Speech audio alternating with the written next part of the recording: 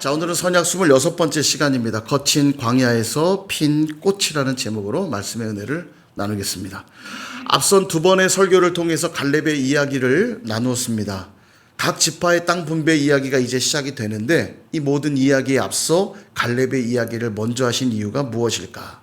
그것은 갈렙이 기준이고 모델이라는 걸 말씀하고 싶은 거예요. 갈렙이 굉장히 좋은 믿음을 가졌습니다. 그럼 우리는 흔히 그러죠. 와, 갈렙 대단해, 훌륭해, 박수를 보냅니다.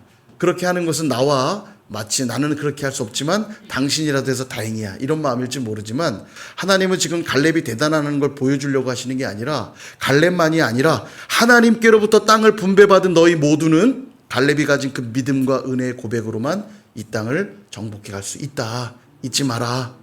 그러므로 좋은 믿음의 사람들을 볼 때 와, 저 사람 참 믿음 좋구나, 그러고 나랑은 상관없어가 아니라 와, 나도 저 사람의 믿음처럼 될 거야. 귀한 은혜의 고백 있는 사람을 볼 때 와, 대단해 하고 끝나는 게 아니라 그래, 나도 저런 은혜의 고백을 드릴 거야. 여러분, 이런 고백이 우리 안에 필요해요.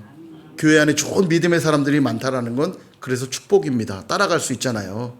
갈렙이 이들에게 있다라는 건 이들에게 큰 은혜였습니다.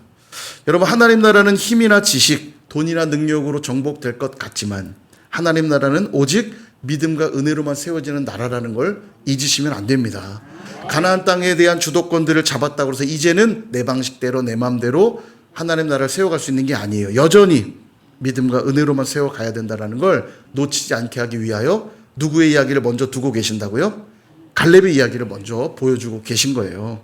우리도 동일합니다. 하나님이 여러분 각자에게 주신 은혜의 땅들이 분명히 있을 겁니다. 그 땅을 계속 밟아나가고 하나님 주신 복을 누리기 위해서 뭐가 필요하냐면 갈렙과 같은 믿음과 은혜가 필요해요. 오늘 그 고백 가지고, 그 관점을 가지고 이제 각 지파들의 이야기들을 살펴보도록 하겠습니다. 자, 오늘 가장 먼저 유다 지파의 땅 분배 이야기를 보게 되는데 사진을 먼저 좀 보여드리면 이렇게 이스라엘 땅 지도인데 색깔별로 각 지파별로 분배해준 땅이 표시가 되어 있습니다. 오늘 그 중에 첫 번째 이야기인 첫 번째 이야기인 바로 이 유다 지파의 땅 분배 이야기를 볼 텐데, 보시면 다른 지파에 비해 유다 지파 땅이 상당히 넓다라는 걸 볼 수 있죠. 그게 특징이고, 또 하나의 특징은 가장 남쪽에 있다라는 것. 여러분, 요거를 기억하고 오늘 말씀을 들으면 도움이 될 것 같아요. 유다가 받은 땅이 많다라는 것과 유다는 가장 남쪽 땅을 받았다는 것. 예, 요걸 기억하시고 우리 말씀을 좀 볼 텐데, 15장 전체가 유다 지파 땅 분배 이야기지만 너무 길기 때문에 오늘 12절까지만 읽었거든요. 전체 내용을 다 살펴보겠지만 제가 핵심 내용만 추려서 세 가지로 주시는 교훈을 나누도록 하겠습니다. 첫 번째 주시는 교훈은 아골 골짜기의 교훈입니다. 남쪽, 동쪽, 북쪽, 서쪽 쭉 돌아가면서 유다 지파가 받은 땅의 경계를 설명해 주시거든요. 여러 지명들이 나왔습니다. 아마 아까 읽으실 때 상당히 힘드셨을 거예요. 이름이 막 어려워요. 근데 유독 눈에 들어오는 지명 하나가 있습니다. 7절에 아골 골짜기라는 지명이 나오죠. 아골 골짜기 친숙하시죠? 아골 골짜기 하면 어떤 사건이 딱 떠오르시죠? 예, 바로 아간이라는 자의 범죄가 떠오릅니다. 여리고를 점령했어요. 그리고 하나님 명령하시기를 여리고는 내가 다 받을 것이니 헤레마라, 불로 다 태워 내게 올려라. 여러분, 제사 드릴 때 제물을 다 태워 드리잖아요. 그것처럼 여리고는 나의 것이니 다 태워서 내게 바칠지니라. 이걸 헤렘이라고 그랬습니다. 헤레마라는 명령을 주셨거든요. 그런데 아간이 헤렘하지 않고 좋은 것을 몰래 훔쳐서 자기 집 장막 땅속에 숨겨둡니다. 땅속에 숨겼다는 건 의도적으로 지금 훔쳤다는 얘기예요. 마치 제사장이 제물을 드리는 사람을 보다가 야, 요 양은 되게 좋다, 튼실하다, 맛있겠다, 그리고 하나님께 안 드리고 싹 양을 빼면 어떻게 됩니까? 범죄죠. 심각한 범죄죠. 아간이 그거 한 거예요. 결국 아간의 범죄가 발각되게 되고 하나님은 아간을 비롯해 그 장막에 있는 모든 것들을 전부 아골 골짜기에 버리고 그곳에 그것들을 다 헤렘시키라 명령합니다. 다 불태워요. 그리고 돌무더기를 쌓아서 아간이 심판을 받게 됩니다. 근데 여러분, 그 아간이 어느 지파 사람인 줄 아세요? 이 아간이 바로 유다 지파 사람이었습니다. 유다 지파. 근데 지금 유다 지파 땅을 분배하는데 누구에게 지금 이 아골 골짜기가 분배되고 있냐면 유다 지파에게 분배되고 있는 거예요. 그러니까 유다 지파에게는 굉장히 아픈 역사 중에 하나죠. 그 아간을 심판한 아골 골짜기가 유다 지파에 분배되면서 이는 두고두고 유다 지파의 중요한 교훈의 장소가 되었을 것입니다. 내 욕심과 정욕을 하나님의 것과 맞바꾼다면 그 마지막은 아골 골짜기처럼 될 것이다. 여러분, 역사를 잊은 민족에게는 미래가 없다라는 말이 있습니다. 과거를 잘 살펴야만 오늘과 내일을 바르게 살아갈 수 있다라는 교훈이죠. 비록 그 과거가 실패한 과거라 할지라도 그것을 교훈으로 삼을 때 바른 미래가 있다는 겁니다. 그러므로 과거에 얽매여서는 물론 안 되지만 과거를 외면해서는 더더욱 안 되는 거죠. 홀로코스트라고 하는데 2차 세계대전 때 독일의 나치군들이 유대계 600만 명을 학살하는 엄청난 사건을 일으키죠. 600만 명. 엄청난 숫자 아닙니까? 그죠? 유대인들에겐 정말 뼈아픈 역사입니다. 너무 아픈 역사죠.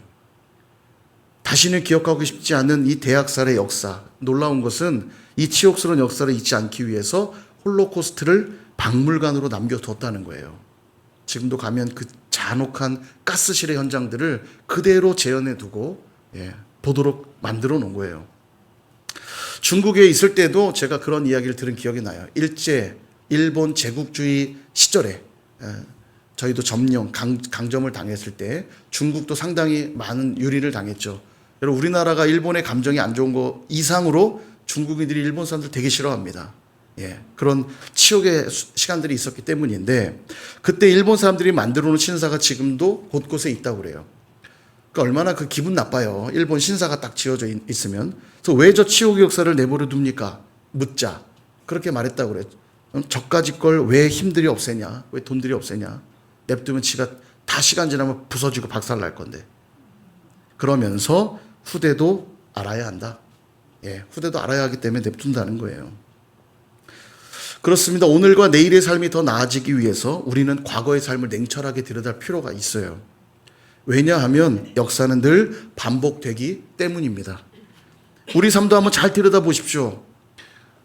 죄란 실수로 짓는 것이 아닙니다. 죄란 습관적이고 반복적으로 일어나는 행위들이거든요. 보세요. 지각하는 사람은 희한하게 늘 지각해요. 그죠? 거짓말하는 사람이 늘 거짓말하고요. 보면 반복적으로 일어나요. 근데 왜 고쳐지지 않느냐? 진지하게 그 시간들을 성찰하고 돌아보지 않기 때문이죠. 보세요. 30분씩 지각하는 사람이 20분 지각하면 잘했다고 생각할까요? 여전히 잘못했다고 느낄까요? 잘했다고 느낄걸요? 야, 오늘은 20분밖에 안 늦었네? 이게 무서운 거예요. 30분씩 지각하던 사람은 20분 지각해도 잘못이라 여기지 않습니다. 왜냐하면 30분이 기준이 되어버렸기 때문에 그래요. 그래서 여러분, 우리는 끊임없이 성찰하고 돌아보아서 결단함으로 변하는 일들이 필요해요. 그렇게 할 때 어떤 일이 벌어지는가? 이사야서 65장 10절. 사로는 양떼의 우리가 되겠고 아골 골짜기는 소떼가 눕는 곳이 되어 나를 찾은 내 백성의 소유가 될 것이다 말씀하세요. 심판의 아골 골짜기가 이제는 소떼가 눕는 평화로운 곳이 될 거라고 말씀하고 있어요. 또한 호세아 2장 15절도 말씀해요. 거기서 비로소 그의 포도원을 그에게 주고 아골 골짜기로 소망의 문을 삼아 주리니. 아멘. 절망의 아골 골짜기가 무엇으로 바뀐다고요? 소망의 문으로 바뀌게 된다라는 거예요. 여러분, 내 삶에 아골 골짜기가 혹시 있습니까? 그 시간들이 아프고 불편하다고 외면해서는 안 돼요. 하나님의 주시는 교훈을 붙드셔야 합니다. 그리고 그 교훈을 붙들고 오늘과 내일을 살아내셔야 돼요. 그럴 때 우리는 더 복된 약속의 땅을 밟게 될 줄로 믿습니다. 두 번째 교훈은 축복에는 책임이 따른다는 거예요. 땅을 분배하면서 각 지파들에게 주신 중요한 명령 하나가 있는데 그게 뭐냐면 이방 족속들을 몰아내라는 겁니다. 여전히 남아있는 이방 족속들을 몰아내라. 그들과 결코 타협하지 말고 그들의 문화를 받아들이지 마라. 그렇게 말씀하세요. 하나님이 주신 땅을 잘 관리하라는 뜻입니다. 그래서 여러분, 항상 축복에는 책임이 동반된다는 걸 잊으시면 안 돼요. 청춘 남녀가 뜨겁게 사랑하다가 많은 하객들을 모아놓고 축복의 결혼식을 올립니다. 너무너무 행복하죠. 함께 가정을 이루는 자리에 많은 이들의 축하를 받을 때 큰 행복을 느낍니다. 그러나 결혼이 목표는 아니죠. 결혼은 관문일 뿐입니다. 결혼이 축복이 되는 이유는 이제 두 사람이 공식적으로 아름다운 가정을 꾸려갈 수 있게 되었다는 점에서 결혼이 축복인 거지, 결혼식보다 더 중요한 건 뭐냐면 아름다운 가정을 실제로 만들어 가는 게 중요하죠. 그러기 위해서는 이 두 남녀가 책임을 감당해 내야 됩니다. 아름다운 가정을 이루기 위해서 노력해야 되죠. 그럴 때 그 축복이 계속 이어지는 것입니다. 이처럼 유다 지파에게 분배된 땅이 하나님이 주신 복으로 누려지기 위해선 받는 게 중요한 게 아니라 받은 다음 책임을 감당하며 잘 관리하는 게 중요한데, 안타깝게도 유다 지파가 그러지 못했다는 거예요. 12절에 보니까 서쪽 경계는 대해는 지중해를 말하거든요. 대해와 그 해안이니, 지중해 해안선까지를 서쪽 경계로 주신 거예요. 지도를 한번 다시 보여주시면, 자, 아까 보셨던 지도, 지금 황토색으로 된 유다 지파 분배 땅 왼편에 보시면 바다가 보이죠? 저 바다가 대해입니다. 지중해예요. 그리고 그 경계까지 지금 분배해주고 계시잖아요. 그런데 실제로 유다 지파가 누리고 있는 땅은 황토색 칠한 데는 바다까지 못 갔죠. 그 사이에 뭐가 있기 때문입니까? 예, 거기 지금 네모를 쳐놨는데, 예, 블레셋이 있습니다. 저게 블레셋 지역이에요. 그러니까 그 블레셋들을 몰아내어서 대해 경계까지가 유다 지파에게 할당된 땅인데, 실제로 유다 지파는 거기까지 가지 못한 거죠. 이 블레셋 지역을 장악하지 못한 겁니다. 여러분, 이게 후대에 굉장히 뼈아픈 일이 되는 것은 블레셋이 이스라엘을 가장 괴롭힌 나라 중에 하나였기 때문입니다. 이때 사실 손을 좀 봤어야 되는데 내버려 두니까 두고두고 이들에게 올무와 가시가 돼버렸어요.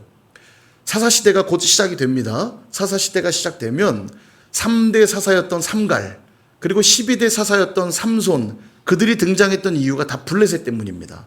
블레셋이 점령하고 있을 때 하나님 도와주세요 탄식했을 때 삼갈을 보내셨고 삼손을 보내셨던 거거든요. 뿐만 아니라 이스라엘의 초대 왕이었던 사울 왕이 초대 왕이 됐을 때 사울을 제일 괴롭혔던 나라가 어딘 줄 아세요? 블레셋입니다. 블레셋이 끊임없이 쳐들어와요. 그리고 결국 사울이 누구 손에 죽게요? 블레셋 손에 죽습니다. 요나단을 비롯한 그의 세 아들이 전부 다 블레셋과의 전투에서 죽게 돼요. 그뿐만 아닙니다. 마지막 절인 63절을 또 보시면 예루살렘 주민, 여호수아 15장 63절이요. 예루살렘 주민 여부스 족속을 유다 자손이 쫓아내지 못하였으므로 여부스 족속이 오늘까지 유다 자손과 함께 예루살렘에 거주하니라. 그렇게 얘기하고 있어요. 예루살렘에 살고 있던 여부스 족속도 몰아냈어야 되는데 그렇게 못했대요. 이 예루살렘이라고 하는 건 해발 900m의 천혜의 요새입니다. 점령하기가 쉽지 않은 땅인 건 맞아요. 그러나 그 이유 때문에 못 내쫓은 것은 아닙니다. 어떻게 알 수 있냐면, 여러분 남부연합군과의 싸움 기억하실 겁니다. 이 남부연합군이 이스라엘 기브온이 화친한 소식을 듣고 남부연합군이 올라와서 이스라엘과 싸움을 하죠. 그때 여호수아가 멋진 기도를 드립니다. 태기다라의 기도를 드렸다고 그랬죠. 태양아 저 하늘에 머무르고 달아 아얄론 골짜기에 그리할지어다. 그리고 그들을 완전히 박살냈어요. 그런데 이 남부연합군을 이끌고 올라왔던 대장이 누구냐면 예루살렘의 왕이었던 아도니 세덱이란 자입니다. 이름이 세덱인데 아무튼 셌어요. 이 아도니 세덱이 남부연합군을 이끌고 올라왔지만 완전히 참패하고 동굴에 숨거든요. 동굴에 숨지만 그 또한 발견해서 여호수아가 죽입니다. 왕이 죽으면 끝난 거예요? 완전히 끝난 거예요? 완전히 망한 거예요? 다 같은 얘기죠. 왕이 죽으면 끝난 겁니다. 왕이 죽으면 기세가 다 꺾인 거예요. 그러니까 지금 예루살렘은 이미 기세가 다 꺾인 상태에 있는 거예요. 이제 하나님을 믿고 의지하여 담대히 나아가기만 하면 승리할 수 있었음에도 그렇게 하지 않았다는 뜻입니다. 보세요. 여부수 족속은 오늘까지 유다 자손과 함께 예루살렘에 거주했다. 적인데 어떻게 함께 거주해요? 함께 거주했다는 뜻은 무슨 뜻입니까? 그들을 데리고 산 거예요. 물 기른 자로 나무 패는 자로 데리고 산 겁니다. 여부수 족속들을. 아니 적군인데 어떻게 같이 살아요? 그죠? 적이 아니라 같은 편으로 살았다는 얘기 아닙니까? 그죠? 그래서 그들이 올무와 가시가 되었고 사사시대로 가면 이들로 인하여 결국 영적 암흑기가 오게 되는 거죠. 사랑하는 여러분, 뭐든지 그렇습니다. 초기에 해결하면 그렇게 어렵지 않은데 미루다 보면 나중에는 해결하기가 어려워집니다. 눈덩이처럼 그 문제가 커진 걸 보게 돼요. 오죽하면 매도 먼저 맞는 게 낫고 젊어서의 고생은 사서도 한다, 그런 말이 있죠. 똑같은 매지만 먼저 맞는 게 덜 아프고 일찍 경험한 고생은 좋은 약이 된다, 그런 교훈의 말이에요. 동일하게 하나님이 우리에게 축복으로 주신 것들이 많이 있을 겁니다. 늘 그렇지만 받는 것 자체가 목표가 아니에요. 받는 것 자체가 목표가 아닙니다. 받는 것 자체를 목표로 여기니까 받고 난 다음에 어떻게 돼요? 게을러지고 나태해지는 거예요. 진정한 복은 받은 복에 대한 책임을 감당하기 시작할 때 누려진다는 사실을 기억하셔야 합니다. 어린 자녀에게 심부름 시켰어요. 가서 간장 좀 사오너라. 근데 간장만 사오라 그러면 좀 그러니까 남는 돈으로 너 먹고 싶은 거, 맛있는 거 사 먹어. 그죠? 그러면 가서 맛있는 걸 먹을 수 있는 복을 받았어요. 갔습니다. 맛있는 걸 사 먹고 끝나면 돼요, 안 돼요? 먹고 끝나실 분들처럼 가만히 계시면 어떡해요? 먹고 끝나면 안 되죠. 뭐 해야 돼요? 간장 사가야죠. 근데 더 정신 못 차리는 건 간장 살 돈까지 사 먹어요. 그러면 돌아가서 어떻게 돼요? 잘했다 이렇게 하십니까? 이런 맞을 놈. 그건 복이 아니에요. 더 이상 책임을 감당하지 않을 때 복이 아닙니다. 그리고 다음에 신부름 맡겨요, 안 맡겨요? 안 맡겨요. 이놈 또 가서 딴 거 사 먹을 놈이거든요. 그 복을 못 누린다니까요. 책임을 감당할 때에만 진정한 복이 복으로 다가오는 겁니다. 내가 먹고 싶은 걸 먹고 그와 함께 간장을 사오는 책임을 감당할 때 잘했구나. 그 다음에 더 큰 신부름 맡기는 거예요. 너는 참 믿을만 하구나. 더 큰 걸 맡기며 남는 돈으로는 더 좋은 거 너 사 먹어라. 계속 맡기고 계속 누릴 수 있는 거예요. 갈렙이 바로 그 모습을 보여준 겁니다. 갈렙이 하나님께 받은 복이 많았어요. 어떻게 할 수 있냐면 헤브론 산지를 개척하는 그의 책임지는 모습을 보면서 와, 갈렙은 하나님 앞에 받은 것이 정말 많은 사람이 맞았구나. 그걸 통해 증명되고 드러난 것이거든요. 믿음으로 결혼을 했다면 결혼한 그 자리가 끝이 아닙니다. 아름다운 가정을 이루기 위해 책임을 다하는 게 필요한 것이고요. 하나님이 축복의 자녀를 허락하셨다면 낳는 것이 끝이 아니죠. 우리 뒤에 귀한 아이들이 많이 있는데 낳았기 때문에 끝나는 겁니까? 아니죠. 부모로서 책임을 다해 양육하는 것이 필요한 것이고요. 하나님의 은혜로 대학에 진학을 했다면 입학하는 것이 끝이 아니라 그곳에서 하나님의 비전을 이루기 위해 책임을 다해 공부하는 것이 필요합니다. 하나님의 은혜로 취업을 했다면, 우리 여기 청년들이 있다면 얼마나 그 취업하기 위해 요즘 참 어렵잖아요. 하나님의 은혜로 취업을 했다면 취업하는 게 끝이 아닙니다. 열심히 그곳에서 직장 생활을 하되 믿음으로 잘 살아내는 책임을 감당할 때 그것이 복이 되는 거죠. 교회도 마찬가지입니다. 예수 믿고 구원 받았다면 그 자리가 끝이 아니에요. 하나님께 특별한 직분 받았다면 거기가 끝이 아니라는 말입니다. 고난과 역경이 있겠지만 말씀과 기도로서 성도로의 정체성을 가지고 직분자의 모습을 가지고 책임을 다하기 시작할 때 그 자리가 복의 자리가 된다라는 거예요. 제가 이 늘 설교를 준비할 때 그런 생각합니다. 목사가 가장 부담스러운 자리가 어디냐면 설교의 자리입니다. 제가 그래서 막 신나서 설교하는 것 같으니까 막 되게 좋아할 것 같죠. 설교의 자리가 진짜 부담스러워요.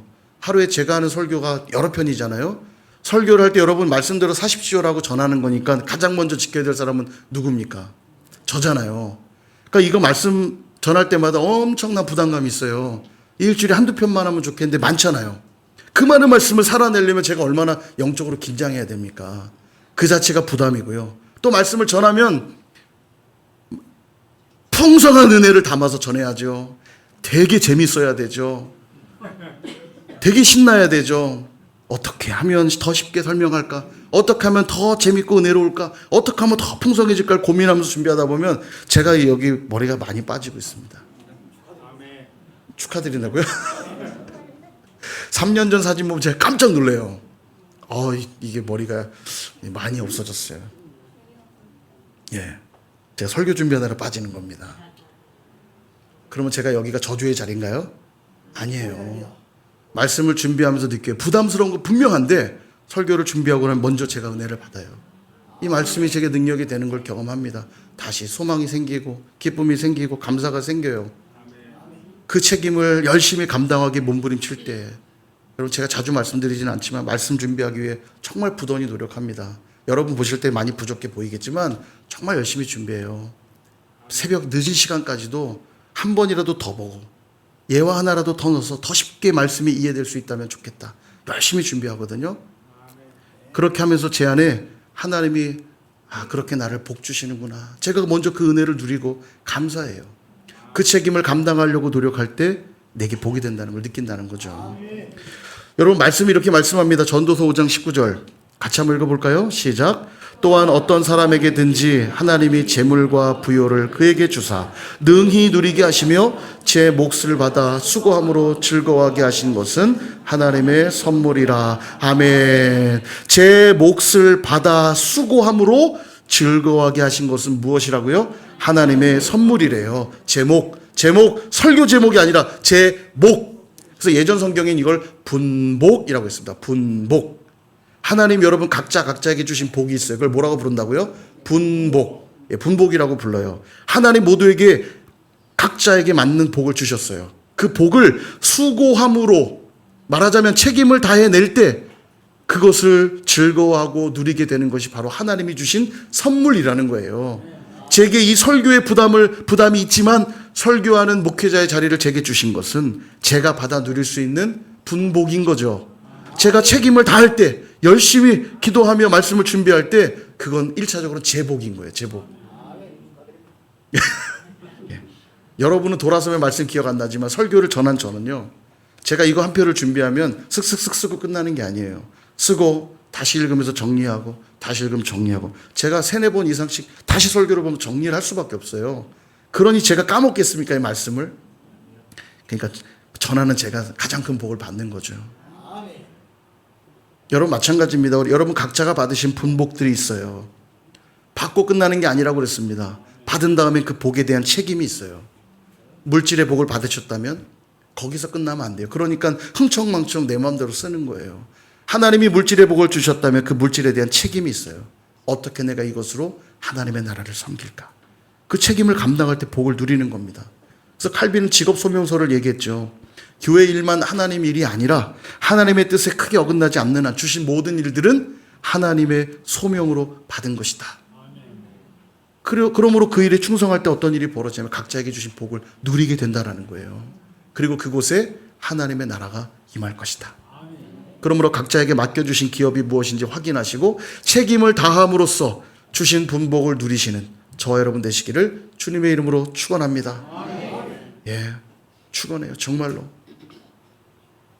제가 목사로서 얘기만 드렸지만 여기 다 장로님, 권사님, 안수집사님, 하나님이 직분자들로 여러분 다 책임을 맡겨주셨잖아요.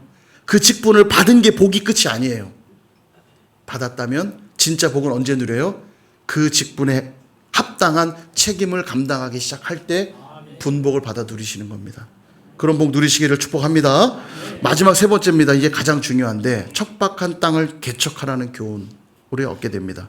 21절부터 63절까지는 보시면 엄청나게 많은 땅 이름 계속 나와요. 지역 이름이 계속 나오거든요. 그런데 성경이 독특한 기준으로 분류하고 있는 걸 보게 됩니다. 제가 4가지 정도로 정리를 해드릴게요. 첫 번째는 네게부 지역입니다. 사막 지역이라고도 말할 수 있는데 21절에 이렇게 나와요.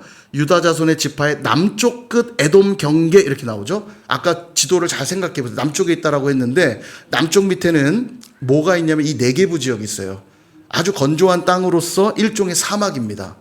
그러니까 유다 지파 남쪽은 사막 지역이에요. 자, 두 번째 구분은 쉐펠라입니다. 쉐펠라 평지인데 평지와 평지를 잇는 구릉 지역을 말하는데 쉐펠라는 33절에 보면 평지에는 에스다올과 소라와 아스나와 무엇과 이렇게 쭉 설명해요.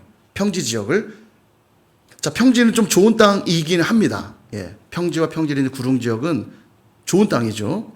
자, 그런데 여기에는 누가 살고 있냐면 아까 지도에 보셨지만 이 쉐펠라 지역은 그 지중해가 가까운 서쪽 지역이거든요. 블레셋이 살고 있는 지역입니다. 여기 뭐 가사, 아스돗 이런 지역들이 쭉 설명되어 있거든요. 제가 다 이제 시간이 없어서 설명 넣지는 않았는데 블레셋 지역들이 언급되고 있어요. 평지 지역이긴 하지만 거기에는 지금 블레셋들이 자리 잡고 있습니다.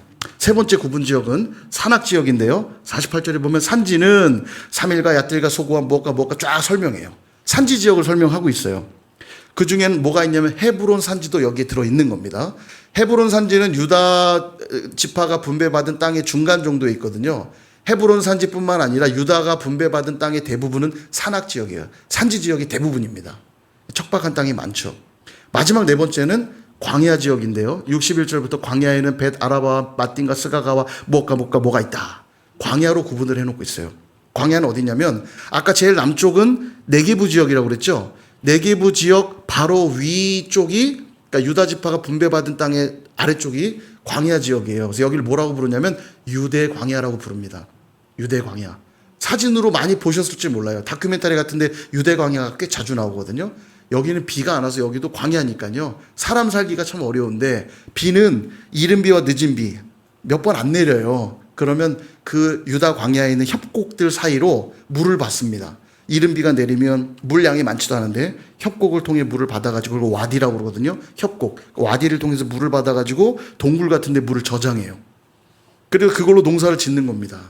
그리고 또 늦은 비가 내리면 또 늦은 비, 와디를 통해서 늦은 비를 또 물을 모아서 또 농사 짓고. 보면은 막 하여간 척박해요. 이 유대 광야가. 자주 나옵니다. 다큐멘터리에. 저도 많이 봤는데. 거기가 지금 이들에게 할당된 땅이에요. 여러분 지도에서 보셨지만 유다 지파는 되게 넓은 땅을 받았거든요. 근데 넓으면 뭐예요? 방금 보셨다시피 다 척박해요. 네게부 사막 지역, 광야 지역, 산악 지역. 그나마 평지 좀 좋은데 평지에 누가 있어요? 블레셋. 세상에 이 땅이 넓으면 뭐합니까? 별로 좋아 보이지가 않아요. 여러분 유다 지파는 영적 장자 지파라고 할 수 있습니다. 실제적인 장자의 명분은 에브라임 지파에게 이어지거든요. 그렇지만 영적 장자 지파는 이 유다 지파입니다. 그래서 다윗도 유다 지파 사람이고 다윗을 통해 이스라엘 나라가 반석 위에 세워지는 것이고 그 계보를 따라 예수 그리스도께서 오시는 거잖아요. 유다 지파가 또한 활동하는 실제적인 내용들을 보면 영적 장자 지파로서의 활약들을 많이 보여줍니다. 그런데 영적 장자 지파에게 왜 이런 척박한 땅을 주시냔 말이죠. 장자에게 좀 좋은 거 줘야 되는 거 아니에요? 그죠? 여러분 장자에게 다 좋은 거 물려주실 거잖아요. 그죠? 말하면 싸울까봐? 요즘 뭐 진짜 심각하긴 한 것 같아요. 유산 때문에 자녀들이 다투는 일도 많다는데. 아무튼 영적 장자 지파에게 좋은 땅 줄 것 같아 왜 척박 땅을 주시는가? 여기서 우린 중요한 교훈을 얻습니다. 영적 장자는 누리는 자리가 아니라 섬기는 자리요, 개척하는 자리요, 세워가는 자리라는 것을 우리에게 보여주고 계세요. 갈렙을 보세요. 누릴 수 있는 위치에 있었지만 그는 그 노년의 나이에도 헤브론 산지를 향해 나아가는 모습을 통해서 진짜 영적 장자가 무엇인지를 갈렙이 잘 보여줬잖아요. 뿐만 아니라 유다 지파에게 할당된 성읍들을 세보면 대략 120성읍쯤 됩니다. 예, 집에다 120성읍쯤 갖고 계시니까 안 놀라시는 거죠? 예. 엄청나게 많은 성읍이에요. 엄청나게 많은 성읍들을 자기의 것들로 지금 바꿔 가야 되는 겁니다. 이 성읍은 이스라엘 백성들이 세운 성읍이 아니에요. 가나안 족속들이 다 세운 성읍들을 자기의 땅으로 바꿔 가야 되는 겁니다. 맞죠? 이 이야기를 들을 때 어떤 생각 드십니까? 와, 저 많은 걸 언제 정복하지? 라며 불평의 감정이 먼저 드십니까? 아니면 와, 밟는 족족 다 우리 땅이 되겠구나 라면서 설레이는 감정이 드십니까? 우리의 죄된 본성은 늘 누리고 싶어 하죠. 그래서 땀 흘린 대가보다 불로소득을 더 좋아합니다. 땀 흘려 나가서 돈 벌기보다 로또 하는 게 더 좋죠. 그죠? 제가 열심히 일했다고 그러면 반응 안 하는데 5만 원 당첨됐다 그러면 우와! 5만 원이 뭐라고. 그죠?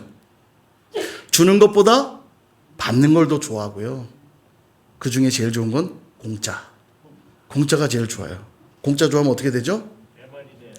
예, 그렇습니다. 저는 이 공짜 좋아해서 된 게 아닙니다. 말씀 준비하다 지금 빠진 건데. 자, 여러분 연애할 때도 보면 자기 인물 별것도 없고 자기도 가진 거 별거 없으면서도 어떤 상대 찾아요? 완벽한 상대. 그죠? 직장을 구할 때도 나를 정말 필요로 하는 것, 내 능력에 맞는 곳을 찾기보다 그저 내가 원하는 곳만을 가고 싶어 하는 게 우리 사람들의 특징이죠. 그러나 그런 자들에게 영적인 축복을 누릴 자리는 없어요. 여러분들의 가정을 보면서 혹시 숨이 막혀오십니까? 일터와 학교를 보면서 혹시 한숨만 나오십니까? 교회는 어떠신가요? 여러분이 소속된 셀은 어떻고 부서들은 어떤가요? 혹시 너무 힘들다며 외면만 하고 계시진 않습니까? 갈렙이 믿음을 가지고 헤브론 산지를 향해 나아갈 때 영적인 복을 누렸던 것처럼 120개의 성읍을 바라보는 우리의 영적인 눈이 달라져야 돼요. 언제 저 복을 다 누리냐? 저거 언제 하냐? 가 아니라 더 많은 복을 누릴 수 있는 기회를 내게 주시는구나. 그 기대감이 많아질 때 비로소 영적인 복을 누릴 수 있다는 사실입니다. 사랑하는 여러분, 영적 관점을 바꾸셔야 됩니다. 우리가 갈렙을 높이 평가하죠. 갈렙을 비난하는 사람은 저는 한 번도 본 적이 없어요. 갈렙은 다 칭찬 많이 하고 참 대단한 사람이고 참 귀한 사람이라고 얘기하지만 갈렙처럼 살겠다는 이는 그리 많지 않은 것 같아요. 여호수아처럼 대표가 되고 싶지 갈렙처럼 만년 2인자 있고 싶지 않거든요.